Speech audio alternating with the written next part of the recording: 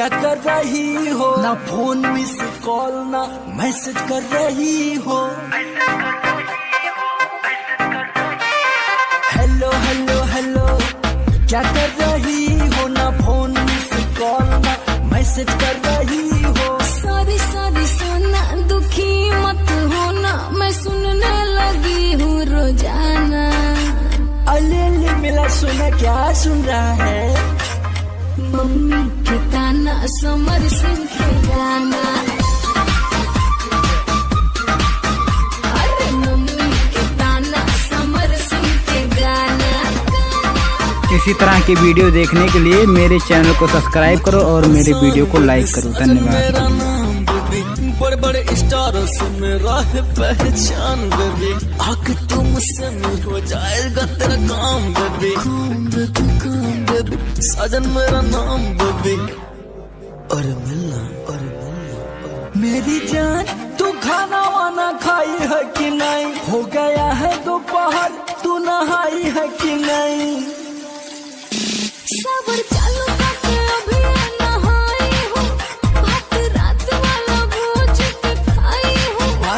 मैं फैन हो गई हूँ, बेचैन हो गई हूँ, मिल गया सोने का हेलो क्या खजाना। और ये इतना बड़का फैन। मम्मी के ताना, समर सिंह के गाना।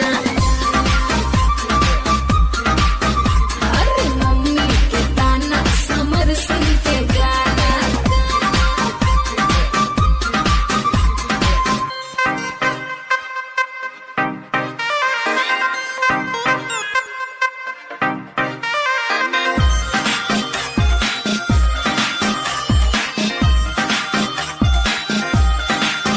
हालचाल मेरा भी थोड़ा लिया करो ना, बॉयफ्रेंड को भी टाइम वाइम दिया करो ना। चैटिंग कर लेना जाके प्रियंका से, प्रोग्राम करके आई श्रीलंका से। मैं खोई रहती हूँ, जुल्म सहती हूँ, दीवाना है इनका जमाना जमाना। अरे वो तो हम भी हैं, बताते नहीं हम।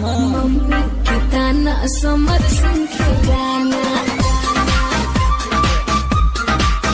अरे मम्मी के ताना, आजाद सिंह के गाना। अरे दोस्तों, जाते जाते वीडियो को लाइक तो करते जाओ यार, और चैनल को सब्सक्राइब करते जाओ।